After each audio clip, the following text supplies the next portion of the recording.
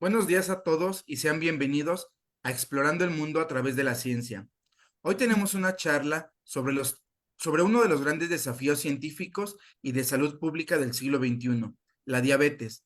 En las últimas décadas, la prevalencia de la diabetes ha aumentado a un ritmo alarmante, afectando a millones de personas en todo el mundo y convirtiéndose en una de las principales causas de morbilidad y mortalidad global. La diabetes es una enfermedad crónica que se caracteriza por niveles elevados de glucosa en la sangre, ya sea por una deficiencia en la producción de insulina o por la incapacidad del cuerpo para utilizar eficazmente la insulina que produce. Ambas formas de diabetes, que es la tipo 1 y tipo 2, conllevan complicaciones graves, incluyendo enfermedades cardiovasculares, daño renal, neuropatía y problemas de visión, entre otros. El impacto de la diabetes no solo se limita a la salud de los individuos afectados. Esta enfermedad también impone una carga económica significativa en los sistemas de salud y afecta la calidad de vida de las personas y sus familias. A medida que la incidencia de la diabetes sigue en aumento, se hace evidente la necesidad de un enfoque multidisciplinario que abarque la investigación científica, la innovación médica, la educación y la prevención. En esta charla exploraremos los aspectos fundamentales de la diabetes, desde su fisiopatología y factores de riesgo, hasta algunos de los avances más recientes en el tratamiento y la prevención. Analizaremos los desafíos que enfrentan los científicos y profesionales de la salud en la lucha contra esta enfermedad y discutiremos cómo cada uno de nosotros puede contribuir a reducir su impacto a nivel global. Acompáñenos en este recorrido por uno de los temas más críticos de la salud moderna y descubra cómo la ciencia y la colaboración pueden marcar la diferencia en la vida de millones de personas. Al final de la charla, los invitamos a tener un valioso espacio de discusión con sus dudas, comentarios y preguntas. El día de hoy nos acompaña la doctora Jessica Elena Mendieta Agujeve y a continuación daremos una semblanza de la doctora.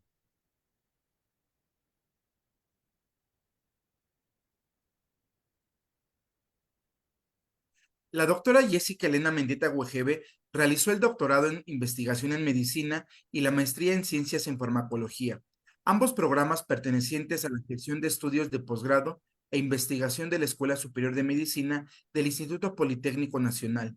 Estudió la licenciatura de Ingeniería Química en la Universidad Autónoma Metropolitana, Unidad Azcapotzalco. Su experiencia laboral se basa en el área de investigación y la docencia a nivel posgrado y pregrado. Actualmente, la línea de investigación de su interés se enfoca en el diseño in silico, síntesis y evaluación preclínica de nuevas entidades químicas con actividad antidiabetes, antioxidante y o antiinflamatoria en modelos in vitro e in vivo. Además, se ha enfocado en el estudio de la farmacocinética de los compuestos más promisorios. Cuenta con 2 títulos de patente nacionales, dos solicitudes de patentes nacionales, 46 artículos en revistas internacionales indexadas al Journal Citation Reports, JCR, los cuales han sido citados por más de 400 documentos en Scopus, un capítulo de libro internacional y diversos proyectos de investigación como directora o participante que han sido concluidos satisfactoriamente. Ha formado a más de 50 alumnos de posgrado y pregrado mediante su participación como directora de tesis o sinodal en los comités tutoriales. Pertenece al nivel 1 del Sistema Nacional de Investigadoras e Investigadoras del Consejo Nacional de Humanidades, Ciencias y Tecnologías, CONACYT. Ha sido acreedora de varios premios a nivel institucional y nacional por su labor de investigación en el área de la química y la salud, entre los cuales destacan el Premio Antonio López Silanes Senior en proyectos de investigación en diabetes, Premios Bienales Funsalud 2013, el cual fue otorgado por la Fundación Mexicana para la Salud y los Laboratorios Silanes SADCB. Bienvenida, doctora. Muchas gracias. Buenos días a todos. Bueno, pues el doctor Andrés ya hizo una introducción acerca de la formación y pues de este tema que vamos a revisar de manera pues lo más sencilla posible y digerible posible para que pues como el doctor Andrés bien lo refiere, se pueda hacer una plática al final, una charla, una discusión acerca del tema. Entonces, como ya les comentó el doctor Andrés, yo pertenezco, estoy adscrita al Instituto Politécnico Nacional, específicamente a la Escuela Superior de Medicina de este instituto, y pertenezco a la sección de estudios de posgrado e investigación y al Departamento de Formación Básica Disciplinaria de la Escuela Superior de Medicina. El tema que vamos a revisar es precisamente la diabetes, uno de los grandes desafíos científicos del siglo XXI. Y pues presenta una servidora que, como pues ya comentamos, soy investigadora y docente en esta institución.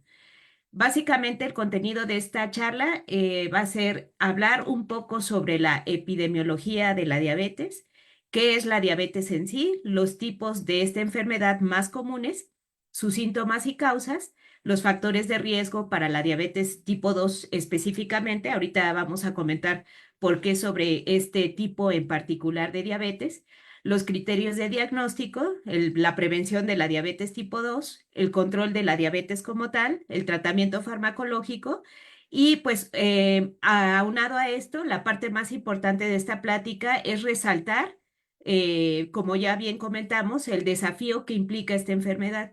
Y por ello, pues vamos a platicar un poquito sobre lo que nos dedicamos nosotros en particular, que son las etapas del diseño y desarrollo de un nuevo fármaco. Entonces, comenzamos diciendo que la epidemiología de la diabetes, en cuanto a esta, podemos decir que esta enfermedad, pues a nivel mundial, es una enfermedad que todavía destaca por la cantidad de pacientes que la padecen. Específicamente, si nos vamos a nuestro país, en México, se puede decir que pues es una de las enfermedades que sigue ocupando los primeros lugares a nivel nacional. Y pues en este caso podemos decir que el número total estimado de adultos de 20 a 79 años con diabetes en 2021 a nivel mundial, pues es bastante alto, ¿no? Destacando, como les decía, países pues en Latinoamérica y específicamente en México, donde podemos observar que la cantidad de pacientes que tienen esta enfermedad es mayor a los 20 millones de personas. En cuanto a las personas con diabetes alrededor del mundo y su prevalencia, se prevé que para el año 2045, este es un rango que se ha estipulado o se ha establecido por la Federación Internacional de Diabetes, se dice que de 2021 a 2045, las personas en este rango de edad de 20 a 79 años, pues va a aumentar considerablemente. Si nos vamos específicamente a la región de Norteamérica y los países de Latinoamérica también podemos observar que en el caso de nuestro país y la región de Norteamérica, pues la prevalencia va que desde 2021 de ser 51 millones de personas las que se tenían previstas que padecieran esta enfermedad, para el 2030 habrá un incremento del hasta 57 millones de personas, mientras que para el 2045 serán alrededor de 63 millones de personas las que padezcan esta enfermedad, lo que representa un incremento del 24%, específicamente en Norteamérica, considerando a México dentro de esta región. En cuanto a las 10 principales, los 10 principales países que tienen esta enfermedad, podemos decir también que en el rango o en la etapa el periodo, perdón, del 2021 al 2045, podemos observar que México se ubica en el 2021, se ubica en el séptimo lugar de personas que padecen esta enfermedad, siendo 14.1 millones de personas. Ajá. Sin embargo, para el año 2045 se prevé que México ocupe el octavo lugar. Esperaríamos entonces que la cantidad de personas que padecieran esta enfermedad fuera menor, de acuerdo al lugar que ocuparía para el 2045. Sin embargo, la cantidad de personas con diabetes para ese año se prevé aproximadamente o se estima en 21.2 millones de personas, lo que incrementa, lo que representa, más bien dicho, un aumento en cuanto a la cantidad del 50%. Entonces podemos observar que a pesar de que ocuparía un lugar inferior, la cantidad de personas que la padecerían para el 2045 sería mucho mayor. ¿Ok? Entonces, de ahí la importancia de seguir estudiando esta enfermedad y las alternativas de tratamiento que puede haber para ella. Vamos a ver qué es la diabetes en sí. Como bien lo comentó el doctor Andrés, pues la diabetes implica que los niveles de glucosa en sangre. ¿Qué es la glucosa? La glucosa es lo que llamamos comúnmente azúcar en la sangre. En este sentido, podemos decir que la glucosa, podemos decir que es equivalente a ese término que es más común, que es azúcar. Y en este caso podemos decir que los niveles de azúcar en la sangre, pues normalmente están en un rango aproximado. Los niveles normales podemos decir que están por debajo de los 100 miligramos por decilitro. Sin embargo, cuando una persona empieza a tener ciertas alteraciones metabólicas, conlleva entonces a que esos niveles de azúcar en la sangre se incrementen de manera considerable, dando pauta a algo que se conoce como hiperglucemia en la sangre, un aumento de las concentraciones de glucosa o de ese azúcar a la que ya hemos hecho referencia. ¿Por qué es importante la glucosa y por qué es importante que la consumamos, no? La glucosa se produce, hay que aclarar que la glucosa se produce en nuestro cuerpo de forma natural, pero también la glucosa puede provenir de fuentes exógenas, específicamente pues de los alimentos. En este caso, ¿por qué es importante la glucosa? La glucosa es importante porque es la que nos aporta energía, es la principal fuente de energía que tenemos en nuestro cuerpo, ¿sí? Y por lo tanto, pues la glucosa es esencial para que todos los órganos de nuestro cuerpo trabajen adecuadamente y la maquinaria, pues de nuestro organismo funcione de manera adecuada, ¿no? Entonces, la glucosa al incrementarse, pues en sangre repercute para que no se dé ese aporte de energía como tal, sino más bien se produzcan ciertas alteraciones. Entonces, en este caso, pues básicamente la diabetes podemos decir que implica los aumentos de los niveles de glucosa en sangre. Y ya quedamos que la glucosa, pues la conocemos comúnmente como azúcar en la sangre, ¿sí? Ahora, ¿cuáles son las principales fuentes? Lo que les comentaba hace un momento en cuanto a obtención de ese tipo de azúcares. Ajá, la glucosa es el azúcar en específico más importante, pero también hay otros carbohidratos. La glucosa, cabe mencionar, que forma parte de un grupo de sustancias llamadas carbohidratos. Los carbohidratos o hidratos de carbono son aquellas sustancias que, como ya les comenté, aportan energía a nuestro cuerpo, ¿sí? Entonces, en este caso, ¿cuáles son otras fuentes importantes de carbohidratos en nuestra dieta? Por ejemplo, la sacarosa es una fuente importante de carbohidratos. A menudo se le llama azúcar de mesa. Consiste en una combinación de glucosa y fructosa, que son un tipo de carbohidratos llamados específicamente monosacáridos, los cuales se pueden extraer de la caña de azúcar o de la remolacha azucarera y está presente en la mayoría de las frutas y verduras de forma natural. Específicamente la sacarosa, pues se va a descomponer en estos dos monosacáridos que son glucosa y fructosa, los cuales también los podemos encontrar en otras fuentes, pues de alimentos, como es el caso de la miel y también en las frutas y verduras. En el caso de la lactosa, es otro carbohidrato muy importante en la dieta. Este a menudo recibe el nombre de azúcar de la leche porque se encuentra precisamente en la leche y en los productos lácteos. Finalmente, la maltosa es otro de los carbohidratos importantes en nuestra dieta y se conoce como azúcar de malta y se encuentra en las bebidas de malta y la cerveza específicamente. Entonces, estos son los tipos principales de carbohidratos que aportan energía a nuestro cuerpo. Ajá. Sin embargo, muchos de estos alimentos, pues van a marcar la pauta para que haya, pues, unos niveles de glucosa normales en nuestra sangre o que esos niveles de glucosa puedan, aumentar. En este caso, pues hablamos de un parámetro muy importante que nos indica cuánto va a aumentar los azúcares en nuestra sangre y ese parámetro se le conoce como índice glucémico. En este caso, en cuanto al índice glucémico, podemos referir que existen tres valores que nos determinan si el índice, la cantidad de glucosa o de azúcar que tenemos en la sangre va a ser bajo, va a ser medio o va a ser alto. En este caso, pues como podemos observar en la imagen, algunos alimentos proporcionan un índice glucémico bajo en la sangre. Específicamente, ¿qué tipo de alimentos? Pues las frutas, verduras y algunos lácteos. Sin embargo, también hay algunos alimentos que pueden hacer que el índice glucémico en sangre sea medio, su valor sea medio. En cuanto al índice glucémico, por abajo de los 55, el índice glucémico se considera bajo.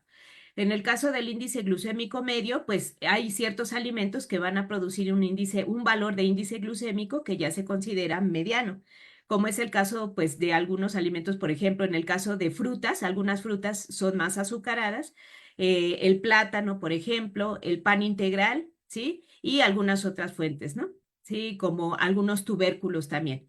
Y en el caso de un índice glucémico alto, podemos hablar ya de alimentos cuya cantidad de azúcares pues ya quizá no sea tan recomendable. Y esos alimentos pues pueden ser aquellos que tienen un índice glucémico mayor a 77. Cuando el índice glucémico es mayor a 77, entonces ya hablamos de alimentos cuyos carbohidratos, en lugar de aportar quizá un beneficio a nuestra salud, no va a ser así, sino va a ser al contrario.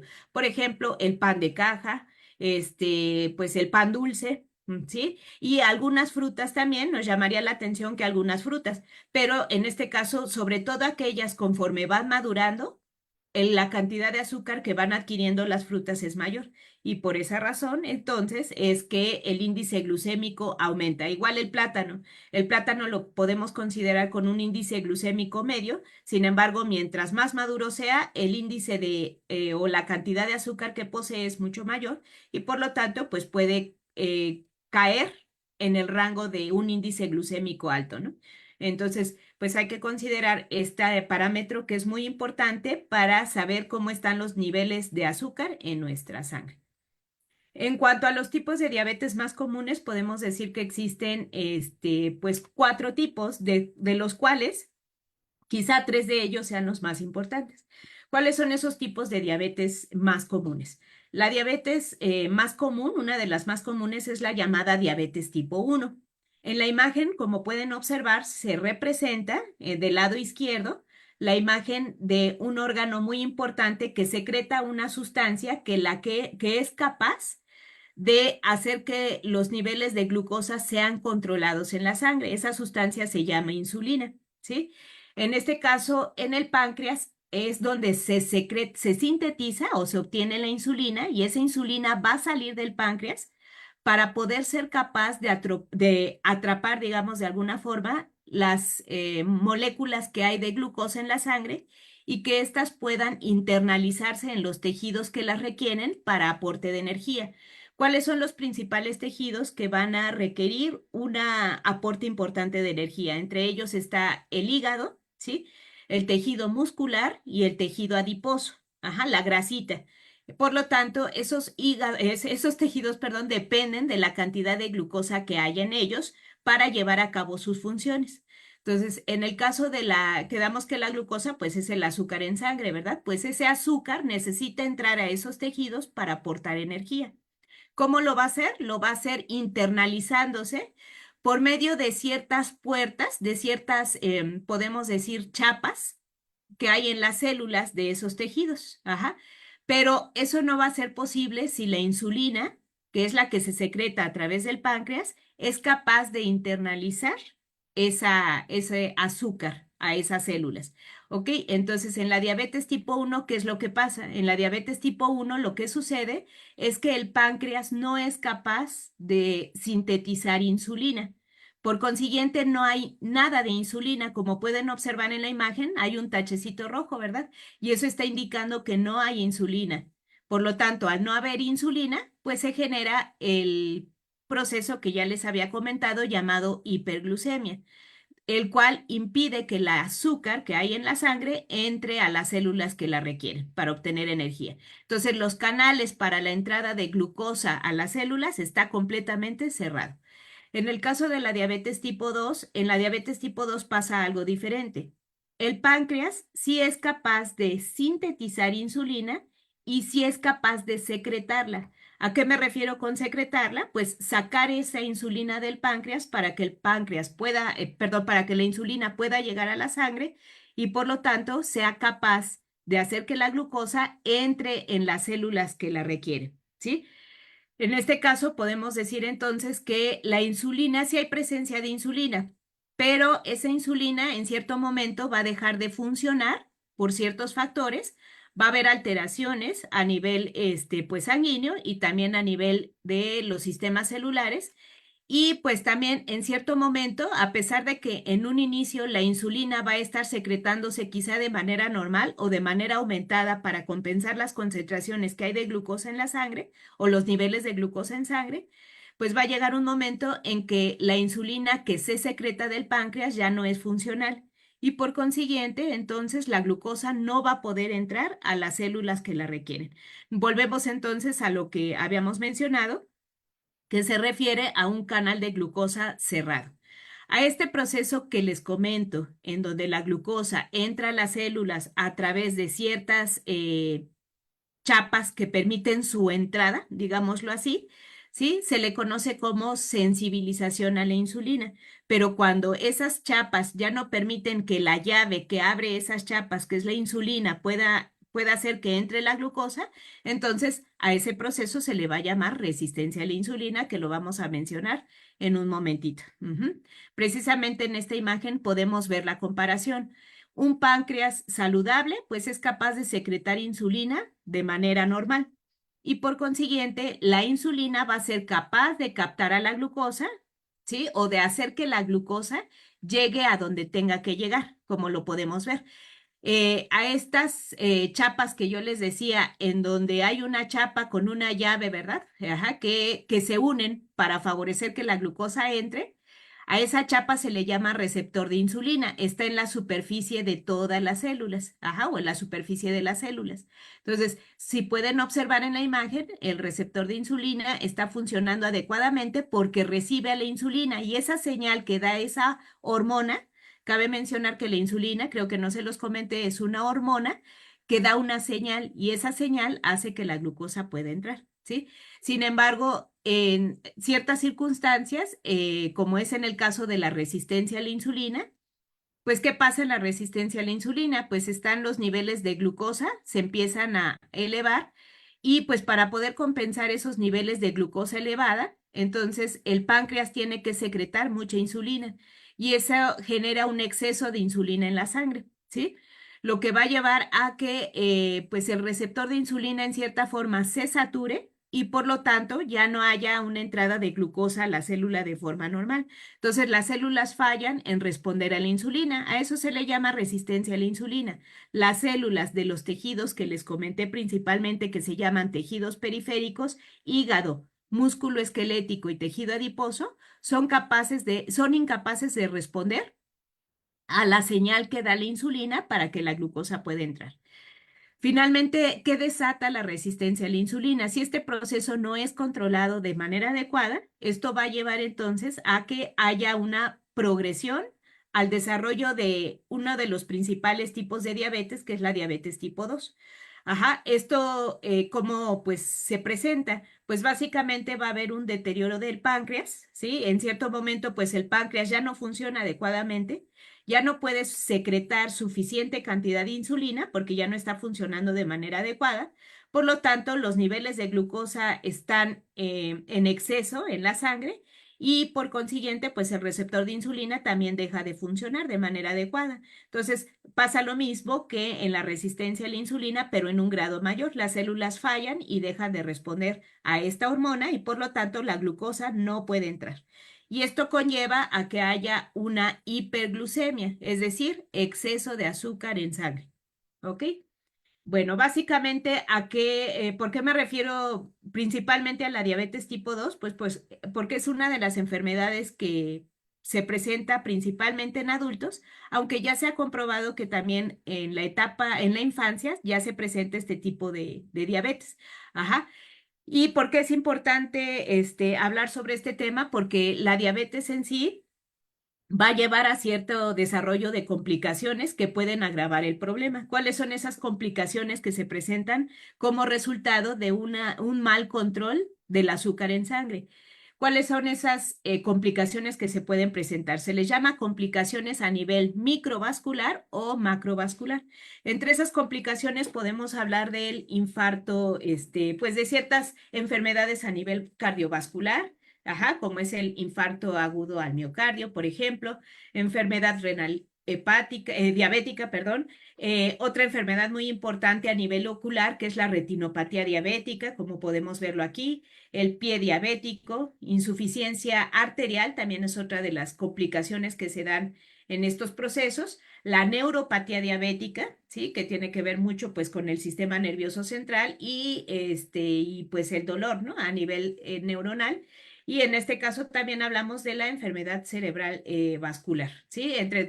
Todas estas complicaciones son el resultado, pues, de un mal control que hay de la glucosa en sangre, ¿sí? Y se presentan principalmente, pues, como resultado del desarrollo de la diabetes tipo 2.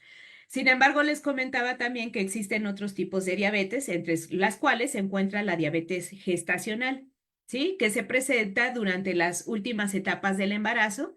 ¿Y por qué se caracteriza también la diabetes gestacional? Hay varios factores que pueden intervenir, pero uno de ellos es precisamente que la madre va a desarrollar resistencia a la insulina y esto, pues como ya dijimos, favorece que haya un acúmulo de glucosa en sangre. Bueno, ¿cuáles son los síntomas que pueden detonar y que pueden hacer que uno detecte que puede empezar a desarrollar diabetes?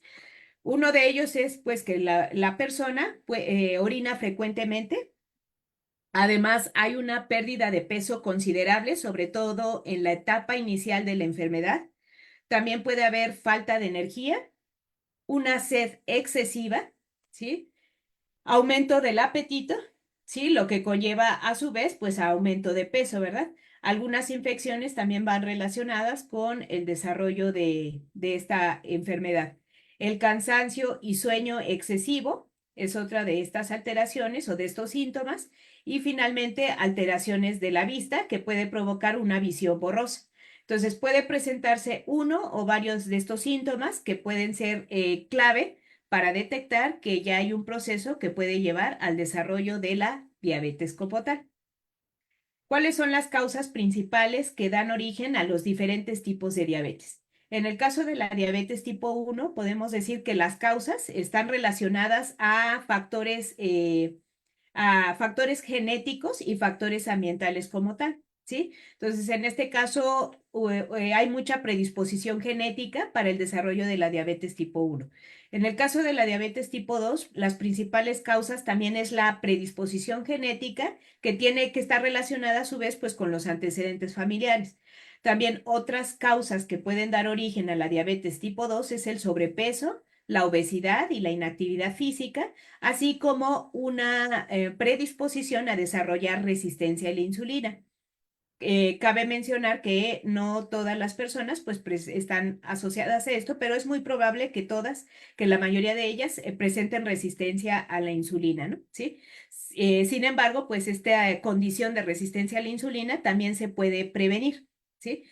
Diabetes gestacional. En el caso de la diabetes gestacional también hay mucho factor o predisposición genética y obviamente pues esto va de la mano con los antecedentes familiares, así como resistencia a la insulina. Esa es otra de las partes importantes de la diabetes gestacional. Mientras que la diabetes en general existen, les comentaba que existen otros tipos de diabetes, como pues en ese el caso de la diabetes juvenil o neonatal que está relacionada a un tipo de diabetes que se llama monogénica, porque es la alteración de un solo gen que da lugar al desarrollo de la diabetes neonatal, que se presenta durante los primeros 6 meses de vida del bebé, o también en el caso de la diabetes juvenil, que se presenta en la adolescencia. Las causas principales de este tipo de diabetes monogénica pueden ser mutaciones genéticas, específicamente de un solo gen, por eso se le llama así monogénica, enfermedades hormonales, en este caso, existen diversas hormonas que predisponen a que haya esta alteración y que por lo tanto se dé el desarrollo de diabetes, como pues por ejemplo en el caso del cortisol, la hormona del crecimiento, la hormona tiroidea, lesiones o extracción del páncreas, lesiones por ciertas enfermedades del páncreas, como puede ser la pancreatitis o el cáncer de páncreas, o extracción del páncreas por pues condición que requiera su extracción y pues al no haber páncreas, pues no hay como tal secreción de insulina y pues esto conlleva al desarrollo de la diabetes. Así como pues la toma de ciertos medicamentos en ciertos pacientes, como en el caso de medicamentos que se utilizan para trastornos mentales, por ejemplo. Anticonvulsivantes también es una fuente importante o son medicamentos que pueden conducir a esto. Medicamentos antiinflamatorios también pueden desencadenar en que haya desarrollo de diabetes e incluso medicamentos para el tratamiento de la disminución del colesterol en sangre, como es el caso de un grupo de medicamentos llamados estatinas que pueden favorecer, que pueden controlar los niveles de colesterol en sangre, pero a su vez también pues, pueden tener digamos, una implicación importante en que en algún momento haya desarrollo de diabetes. Sin embargo, se dice que las estatinas, al ser medicamentos muy utilizados, los beneficios que poseen son mayores a las desventajas que pudieran tener. Bueno, en cuanto a factores de riesgo para la diabetes tipo 2, podemos decir que hay factores de riesgo que son no modificables y factores que sí son modificables. Entre los que son no modificables está la raza, los antecedentes familiares, los antecedentes de diabetes gestacional, pues esto ya no se puede evitar, ¿no? Por eso se les llama no modificables, porque es algo que ya traemos en sí.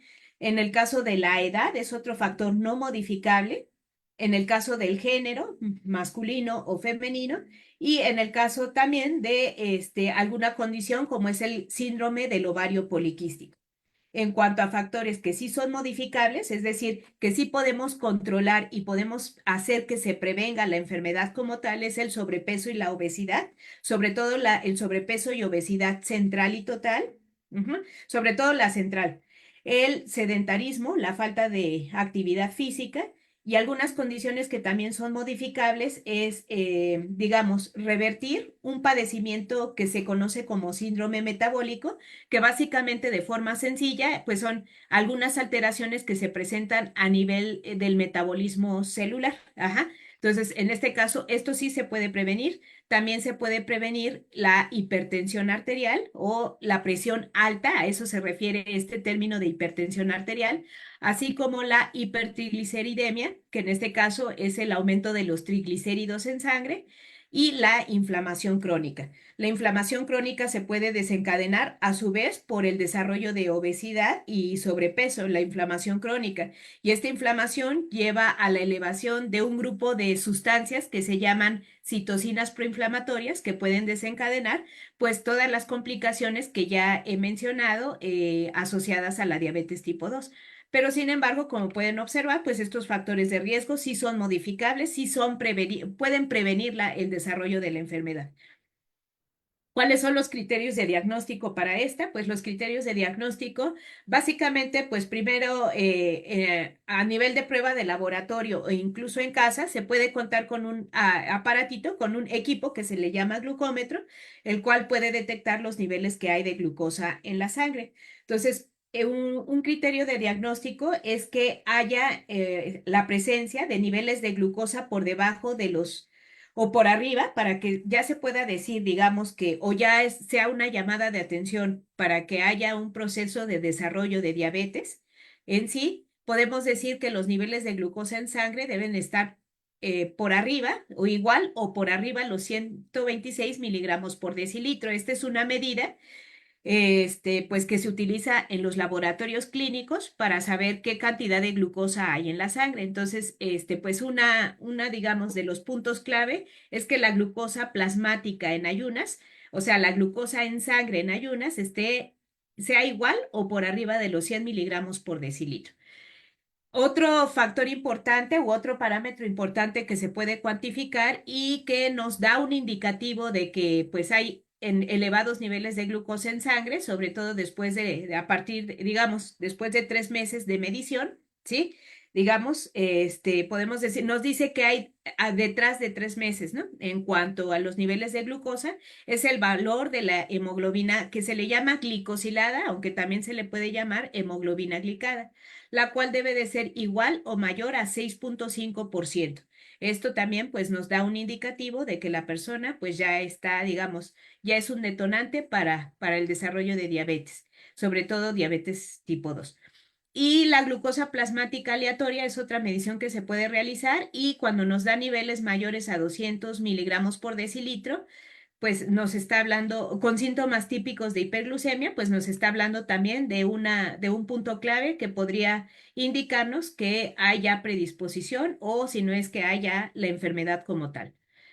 Además, otros criterios de diagnóstico que son un poco, digamos, ya más específicos e incluso también más costosos. Entre ellos está esta prueba que se conoce como prueba de tolerancia oral a la glucosa. Por sus siglas en inglés se le conoce como OGTT y la cual nos dice que, pues en este caso debe de tener un valor de 200 miligramos por decilitro o superior al administrar al paciente o administrar a la persona 75 gramos de azúcar. ¿En qué consiste la prueba? Pues básicamente lo podemos ver aquí en la imagen, no comer ni beber nada durante 8 a 12 horas antes del examen. Se debe de tomar una sobrecarga de glucosa y después se debe de examinar la sangre 2 horas más tarde para ver cómo están los niveles de glucosa. Y si esos niveles de glucosa están en 200 miligramos por decilitro o en un nivel superior, pues entonces ya estamos hablando también de otro punto que hay que considerar para que la persona ya esté desarrollando la enfermedad. Aquí están algunas de los resultados que se deben de tener en cuanto a los laboratorios clínicos para poder yo decir o para poder tener una idea de si estoy en rangos normales de glucosa o ya tengo una predisposición que se le llama prediabetes o incluso ya diabetes como tal. Por ejemplo, en el caso de una persona normal, los niveles de hemoglobina glicosilada deben de estar por debajo del 5,7%. La glucosa en plasma debe de estar por debajo, en ayunas, perdón, debe estar por debajo de 99 miligramos por decilitro. La prueba de tolerancia oral a la glucosa nos dice que debe de estar por debajo de 139 miligramos por decilitro y pues en este punto no se desarrolla la prueba de tolerancia oral a la glucosa. En cuanto a prediabetes, pues los niveles que se manejan en este caso es de 5,7 a 6,4%.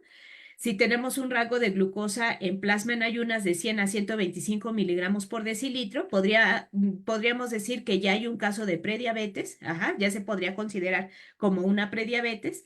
La prueba de tolerancia oral a la glucosa nos dice que va de 140 a 199 miligramos por decilitro y la prueba aleatoria, perdón, en plasma tampoco aplica en este criterio. Finalmente, para diagnosticar ya diabetes como tal, debe de estar la hemoglobina glicosilada por encima del 6,5%. En cuanto a los niveles de glucosa, 126 miligramos por decilitro, glucosa en ayunas, y en el caso de la prueba de tolerancia oral a la glucosa, por encima de los 200 miligramos por decilitro. Al igual que la glucosa tomada de forma aleatoria. Es decir, de forma aleatoria se refiere a que la persona no necesariamente debe estar en ayunas. Sin embargo, esta prueba pues es un poco menos específica. ¿Ok?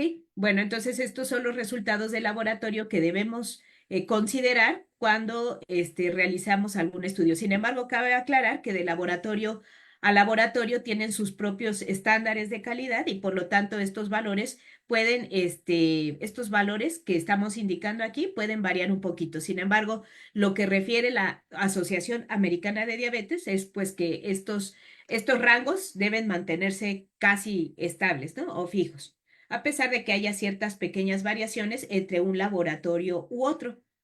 ¿Cuáles digamos, qué debemos considerar para prevenir la diabetes tipo 2 principalmente? Seguir un plan de alimentación saludable, básicamente, ¿sí? En este caso, pues, un plan de alimentación saludable, pues, seguir el plato del buen comer que ya sabemos que debe de llevar, ¿verdad? Principalmente frutas, verduras, proteínas, pescado principalmente, ¿sí? Entre otros alimentos, ¿no? Digamos, carbohidratos que sean fáciles de digerir. En cuanto a la toma de medicamentos, pues si ya estamos tomando medicamentos, pues hacerlo de manera adecuada en las horas que nos indica el médico, que indica el médico y en este caso, pues no olvidar las tomas que se deben considerar, ¿no? Que están consideradas. Realizar ejercicio, visitar al dentista mínimo 2 veces al año, revisar los pies todos los días, acudir al oftalmólogo mínimo una vez al año para un estudio de rutina, evitar fumar, medir los niveles de glucosa en sangre de manera continua y aprender a manejar el estrés. Esto está establecido por la Federación Mexicana de Diabetes, ¿verdad? Para controlar y prevenir, más que nada, el desarrollo de la diabetes tipo 2. Ahora, ya para controlar como tal, si ya se tiene un diagnóstico claro de que la persona tiene dicha enfermedad, entonces, ¿cómo se puede controlar la diabetes? La diabetes no se cura, pero sí se puede controlar. ¿Cómo se puede controlar? A través, pues ya lo dijimos, de una alimentación saludable, estar monitoreando constantemente los niveles de glucosa en la sangre, pues es otra forma de tener un control de ella.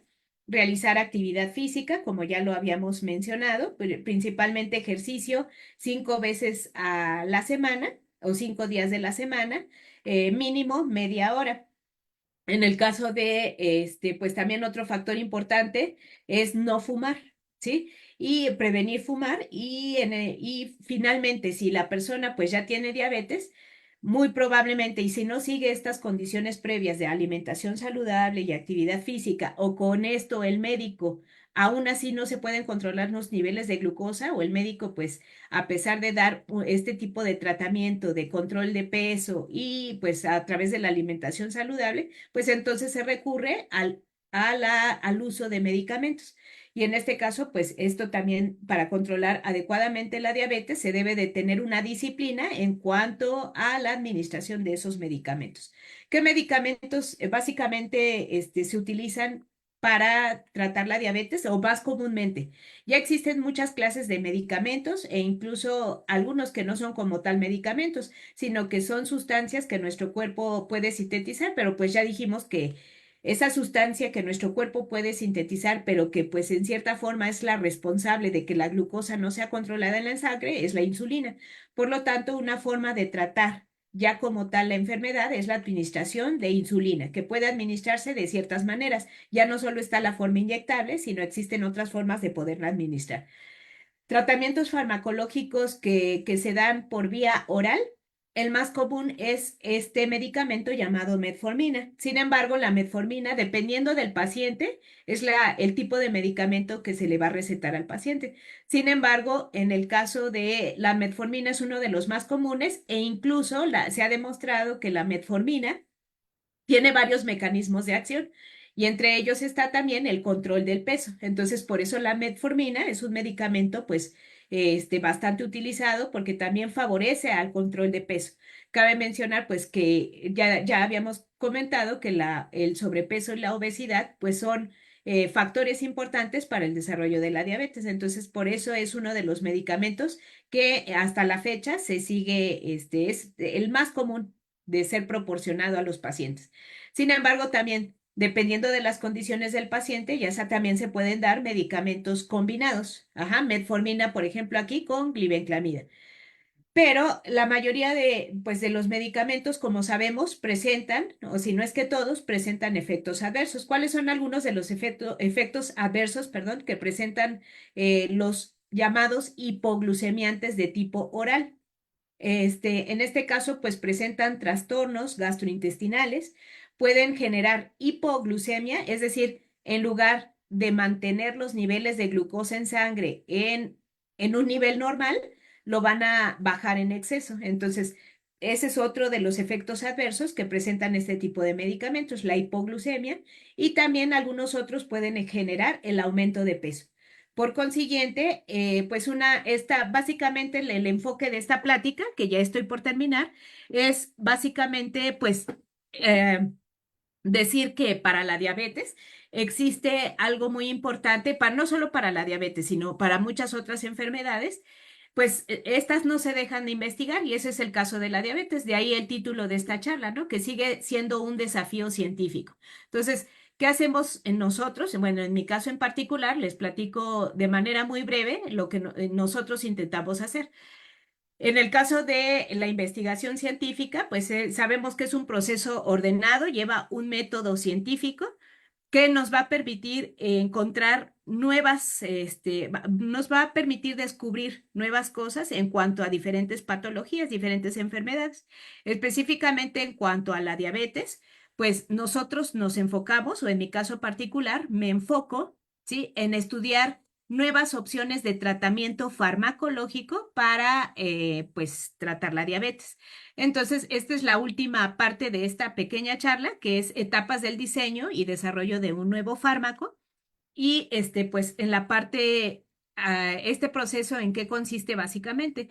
Este proceso básicamente va a consistir en el descubrimiento de una nueva estructura, de una nueva sustancia, ¿sí? La cual va a tener un comportamiento químico en particular, que lo que se pretende es que ese comportamiento vaya enfocado a tratar una enfermedad en particular, ¿sí? Pero para que esa nueva sustancia que ha sido descubierta pueda convertirse en un futuro, en un posible medicamento para tratar una enfermedad, se requiere que pase por varias etapas. Entre ellas está la etapa preclínica, en donde se evalúa ese posible medicamento que va a salir al mercado en el laboratorio, perdón, en el laboratorio, y se demuestra su actividad biológica como fármaco. Esa es la etapa llamada preclínica, que es básicamente en lo que nosotros, o yo me enfoco en el laboratorio donde estoy trabajando.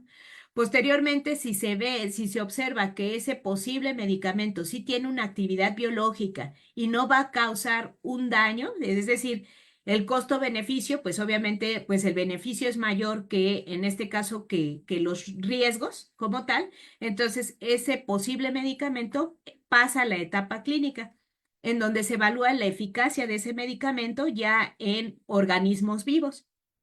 Y finalmente, si en esos organismos vivos responden adecuadamente, entonces ya puede pasar a evaluarse a etapas posteriores hasta llegar a su aprobación y registro y solicitar la autorización por parte de, pues, de las autoridades correspondientes para que pueda ser comercializado como un medicamento. Entonces, cuando lo estamos evaluando, digamos, en etapa biológica, a esa sustancia se le puede llamar un posible fármaco. Ya cuando llega a la etapa de poderse vender o poderse comercializar, pues ya lo conocemos más comúnmente como un medicamento. En el laboratorio donde yo me encuentro trabajando, básicamente nos enfocamos al descubrimiento de nuevas sustancias para el tratamiento de la diabetes. En este caso, podemos decir que una vez que se han descubierto esas nuevas sustancias y que se puede observar mediante métodos computacionales que pueden tener alguna actividad benéfica en nuestro cuerpo, entonces se procede a obtener en un laboratorio químico a identificar esa sustancia. Una vez que se hace esto, entonces esa sustancia se evalúa, ya sea en modelos biológicos que implican una evaluación in vitro. ¿A qué me refiero con in vitro? Son evaluaciones que se realizan en modelos de manera, digamos, aislada al órgano entero, ¿sí? Modelos in vitro que pueden ser las células, directamente una línea celular, y ahí se evalúa el efecto que puede tener ese medicamento, ese posible fármaco o ese posible medicamento, ¿sí? Y si estos medicamentos tienen ese efecto benéfico, entonces ya hablamos de traspolarlo a un modelo in vivo, en donde utilizamos modelos animales para ser evaluados, básicamente. Como les comentaba, si esos posibles medicamentos tienen una actividad biológica benéfica y la toxicidad se demuestra que no es alta, ¿sí? O que tienen menor toxicidad, porque eso es lo que buscamos, que generen menos efectos adversos, entonces ese posible fármaco entonces pasa a una etapa de evaluación clínica, en donde ya es administrado a un paciente como tal, se hacen determinaciones a nivel sanguíneo para poder establecer cómo está funcionando ese medicamento, y pues se hacen otro tipo de investigaciones pues ya a nivel hospitalario, ¿verdad? Siempre y cuando pues ese protocolo sea adecuadamente autorizado por las autoridades correspondientes, en este caso a nivel ético, sobre todo, por la implicación del uso de muestras de pacientes humanos, ¿no? En este caso, ya como tal. Después de muchas etapas de evaluación, pues finalmente esa sustancia puede llegar y de aprobación, esa sustancia puede llegar ya a comercializarse. Pero eso implica pues un desarrollo que lleva varios años. no es un desarrollo inmediato. Sin embargo, pues se pretende, digamos, las herramientas actuales permiten agilizar para que ese descubrimiento pues sea lo más rápido posible y pueda salir al mercado lo más rápido posible. Entonces ya existen herramientas que han agilizado el proceso, ¿no? De un tiempo para acá. Entonces, ¿cuáles son las conclusiones de esta charla que les acabo de comentar? Pues que considerar que la prevalencia y mortalidad de la diabetes sigue estando en incremento, va en incremento, y que a pesar de que se han hecho múltiples esfuerzos en programas de salud que llevan a pues tratar de prevenir el desarrollo de esta enfermedad y las muertes por consiguiente, todavía pues los antecedentes familiares, los factores genéticos, pues siguen siendo una implicación importante para que no se pueda evitar como tal el desarrollo de esta enfermedad, así como otros factores que pues son externos, digamos, pero pues que nosotros contribuimos a ello, como es una alimentación poco saludable y la falta de actividad física, lo que nos lleva al desarrollo de sobrepeso y obesidad. Entonces, pues esto repercute en que pues los tratamientos farmacológicos que hay actualmente, quizá todavía los tratamientos como tal, no solo farmacológicos, sino los tratamientos en general, pues quizá no, pues no respondan, no haga que el paciente responda como uno espera. De ahí entonces también que pues una parte importante pues es seguir investigando, en este caso, en esta enfermedad que es la diabetes, tanto en los mecanismos que llevan al desarrollo de esta enfermedad, como los posibles tratamientos que se pueden dar para combatirla o para prevenirla. Esas serían las conclusiones de este trabajo. Finalmente, cabe mencionar que una servidora se encuentra trabajando en la Escuela Superior de Medicina, como ya bien se comentó anteriormente. Este es mi contacto, pues para alguna persona que esté interesada en conocer algo adicional. Y finalmente, pues que no olvidar que pues la diabetes sigue siendo una enfermedad muy importante, de ahí que incluso haya un día en particular que se dedica a hacer conciencia sobre pues esta patología. Por mi parte es todo, doctor Andrés, y muchas gracias a todos por su atención. Muchas gracias, doctora. Ahora, vamos a pasar a un espacio de preguntas, dudas, comentarios. Si alguien en el público aquí en Zoom tuviera alguna pregunta, algún comentario, que la pueda externar o la pueda mandar por mensaje. Y si no, damos paso también a las preguntas que nos han enviado. Entonces, damos unos segundos por si alguien tiene alguna pregunta. Ok. De las preguntas que nos enviaron, doctora, una Sí, es, ¿cuáles son los tratamientos actuales para la diabetes tipo 1 y tipo 2? de los tratamientos actuales para la diabetes tipo uno, pues básicamente radica en la administración de la insulina, considerando pues que esta enfermedad pues está enfocada a un deterioro es autoinmunitario. Esta enfermedad es autoinmunitaria, perdón, destruye las células beta pancreáticas y al consiguiente, al no haber como tal células pancreáticas, pues no hay obtención, no hay síntesis de insulina. Entonces, uno de los tratamientos básicamente que se sigue utilizando principalmente para tratar la diabetes tipo uno es la insulina como tal, pero como les comentaba, la insulina se da en este caso se da ya de ciertas formas, no solo en la inyectable, también existen bombas para administrar de manera continua insulina, también existe otra forma de administrar incluso en forma de aerosol, pero eso va a depender pues de las indicaciones que dé cada médico al paciente respectivo, ¿no? Sí, como considere. Y en el caso de la diabetes tipo 2 pues existen ya muchos tratamientos. Entre ellos, pues les decía, uno de los principales es la metformina.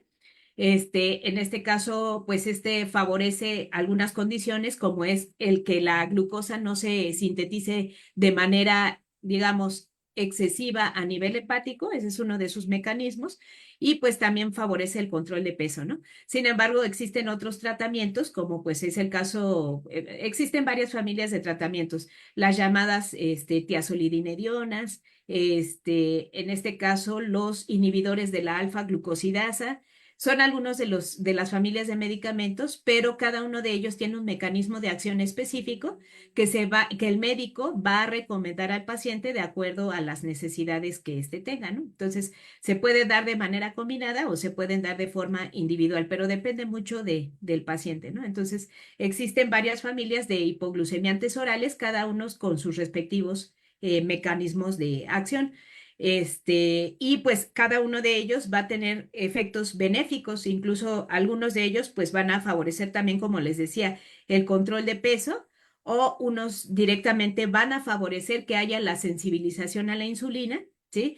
Y esa sensibilización pues les comentaba que a su vez favorece que la glucosa se internalice adecuadamente en las células que la requieren, ¿no? Entonces, existen dos tipos de hipoglucemiantes orales, aquellos que se les llama secretagogos, que son los que se encargan principalmente de hacer que la insulina salga del páncreas para que lleve a cabo su función, y los no secretagogos, que son los que se encargan más bien de sensibilizar a la insulina para que la insulina lleve a cabo su función, pero ya a nivel extrapancreático, digámoslo así, ¿no? Para los tejidos periféricos que requieren de la glucosa como tal. Espero haya respondido la pregunta. Gracias, doctora. Tenemos otra pregunta. Bueno, dice, buenos días, muy buena plática. ¿Cuáles serían o son las nuevas tendencias en fármacos contra la diabetes tipo 2? ¿Cuáles serían las nuevas tendencias? Pues en este caso hay ciertos análogos de el péptido de glucagón, que es una hormona que también pues va a favorecer que haya obtención de inhibidores, perdón, del péptido de glucagón, que también va a favorecer que no haya la síntesis de insulina como tal. Ajá. También hay otros fármacos que se llaman inhibidores de la dipeptidilpeptidasa 4, que pues también van a tener la función de hacer que no haya la síntesis de insulina como tal. Entonces, no podemos hablar de, digamos, como tal, un medicamento en específico, pero sí hay ciertos medicamentos que se les está dando mayor prioridad. Por ejemplo, también los cotransportadores de sodio glucosa que van a favorecer pues o van a inhibir la absorción de glucosa precisamente para que esta pues no se eleve en glucosa, ¿no? No se eleve en sangre, perdón. Entonces, esas son las tendencias más que nada en cuanto a otro tipo de medicamentos, pero no podemos hablar de una familia en específico. De hecho, incluso, por ejemplo, en el grupo de trabajo donde pues yo me encuentro realizando investigación, nosotros nos enfocamos en el desarrollo también de de un grupo de medicamentos que les comenté llamados tiazolidinedionas, y nos enfocamos también en el desarrollo de nuevas tiazolidinedionas. Uno de los efectos adversos que se ha visto que tienen este grupo de medicamentos es que favorece que haya un aumento de peso. Entonces, lo que buscamos es, entre otros de sus efectos adversos, es evitar esto. Entonces, estamos desarrollando nuevos agonistas de un tipo de receptores que se llama receptores acoplados por el proliferador activados, perdón, por el proliferador de peroxisomas, y con esto, este tipo de medicamentos son muy buenos porque actúan regulando no solo las concentraciones de glucosa, sino también tienen implicaciones a nivel de las cascadas de señalización de la insulina que son muy importantes para otros procesos. Entonces, favorecen la proliferación celular, favorecen pues procesos de otro tipo de procesos, ¿no? En metabolismo lipídico. Entonces, ¿qué se busca o cuáles son las tendencias? Concretando la respuesta a la pregunta que hacen, las tendencias es buscar no solo medicamentos que vayan sobre el control de la glucosa, de los niveles de glucosa en sangre en sí, sino que tengan otras implicaciones, por ejemplo, a nivel del metabolismo lipídico. Ajá, que no solo disminuyan la glucosa, sino también que vayan hacia favorecer que haya disminución de triglicéridos en sangre, ¿no? Que es otro de aquí no lo comenté tanto, pero es otra de las causas importantes de que haya el desarrollo de la diabetes. La diabetes no solo implica el aumento de los niveles de glucosa en sangre, sino también implica que haya aumento de otro grupo de sustancias que no son carbohidratos, se llaman lípidos, y los lípidos tienen también una repercusión importante en el desarrollo de la obesidad.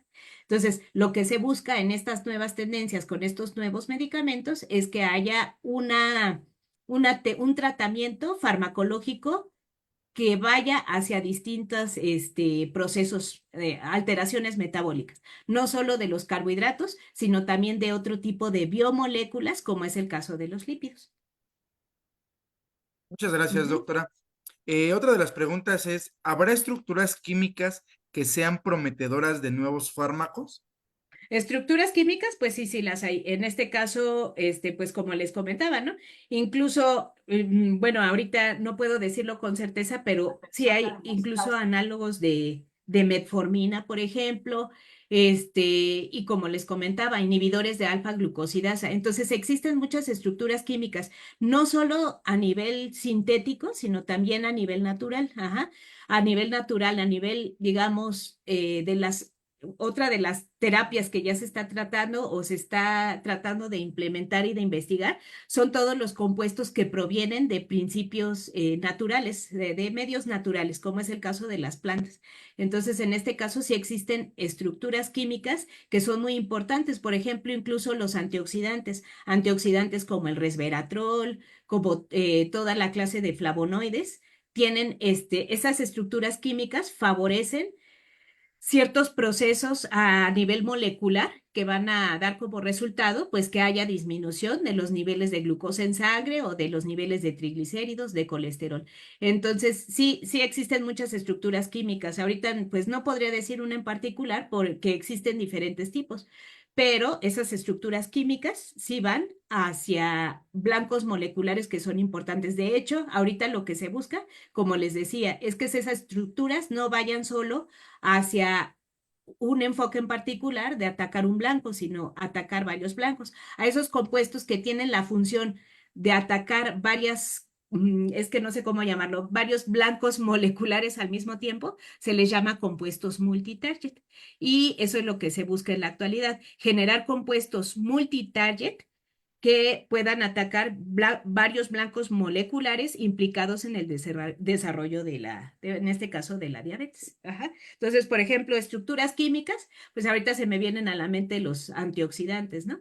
Que también esa es otra parte importante de la que ya no hablé, pero en la diabetes una implicación importante es el estrés oxidativo que se genera en esta patología. Ujú. Muy bien, doctora. Tenemos otras par de preguntas. Buenos días. ¿Los medicamentos nuevos, como los biotecnológicos, pueden ser una nueva herramienta contra la diabetes? Biotecnológicos, yo creo que sí, porque pues en este caso, no sé si se refiere a péptidos como tal, pero sí, pues les comentaba de los GLP-1, que son péptidos como tal, ¿no? Entonces, si se refiere a esta parte de desarrollo de péptidos, también yo considero que sí podría tener una implicación importante. Ahorita desconozco de algún medicamento biotecnológico o que se esté evaluando, pero yo considero que sí, la parte de la biotecnología pues está siendo muy importante y el enfoque que se le está dando no solo en esta patología, sino en otras, pues también, ¿no? Entonces, pues sí, yo considero que la parte de los medicamentos biotecnológicos sí podrían tener implicaciones importantes. Yo ahí quiero hacer un comentario, doctora. Sí, Obviamente en la biotecnología, que es todos los procesos tecnológicos eh, tecnológicos. en favor de un beneficio para la humanidad, pues sí Sí, lo tenemos presente el hecho de la producción de diferentes tipos de insulinas. Ahí está exactamente, los implicada, ¿no? péptidos. Ajá. La biotecnología desde hace bastantes años atrás. Ahora ya tenemos esa factibilidad de obtener grandes cantidades de insulina, lo cual no se podía obtener previamente con páncreas, ¿no? De animales. Entonces, Exactamente, ajá. Sí, y entonces, en ese no, caso incluso se habla perdón que no, lo adelante, doctora. interrumpa, doctor, pero sí se habla de la combinación de varios tipos de insulina a la vez, ¿no? En este caso, de varios tipos de insulina. Cada insulina, ya no lo presente, pero cada insulina tiene su respuesta, ¿no? Hay insulina de acción rápida, insulina de acción media, insulina de acción lenta. Pues eso va a depender de las necesidades del paciente, pero incluso ya se habla de una combinación de este tipo de péptidos, porque hay que decir que la insulina como tal es un polipéptido, ¿no? Y ese polipéptido, pues como bien lo refiere doctor Andrés, pues sí, pues el desarrollo de esas modificaciones y de esas estudios a nivel genético que se están dando, ¿no? Y a nivel de biología molecular con la insulina, pues sí tienen repercusiones importantes y eso habla de los estudios que se están dando a nivel biotecnológico. Exactamente, doctora. Otra Sí. de las preguntas ¿es contraproducente usar metformina de manera prolongada en pacientes con anemia? ¿Hay algún tratamiento alterno? ¿Hay algún tratamiento alterno? Híjole, ahí sí lo desconozco como tal, ¿no? Yo como tal no soy médico. Entonces, en este caso, ahí sí no podría decir si hay un tratamiento como tal. Pero en el caso de la metformina, hasta donde sé, la metformina es un tratamiento muy seguro. Entonces, a largo plazo, tengo entendido que se puede seguir, administrando. En cuanto a la parte de la anemia como tal, sí lo desconozco, pero pues puedo investigarlo y puedo dar respuesta más adelante. Gracias, doctora. Sí. Otra de las preguntas ¿cuál es su opinión acerca de la liraglutida? Liraglutida. Híjole, ese medicamento, liraglutida. mm, No, no, no. No, pues sí, no lo he escuchado. No lo he Ok, escuchado. doctora. Ajá. Bueno, muchas gracias. También otro Sí. comentario, muchas gracias por su trabajo de investigación y divulgación, doctora. Muchas gracias. Muchas Voy gracias. a compartir un momento pantalla, Ajá. por favor.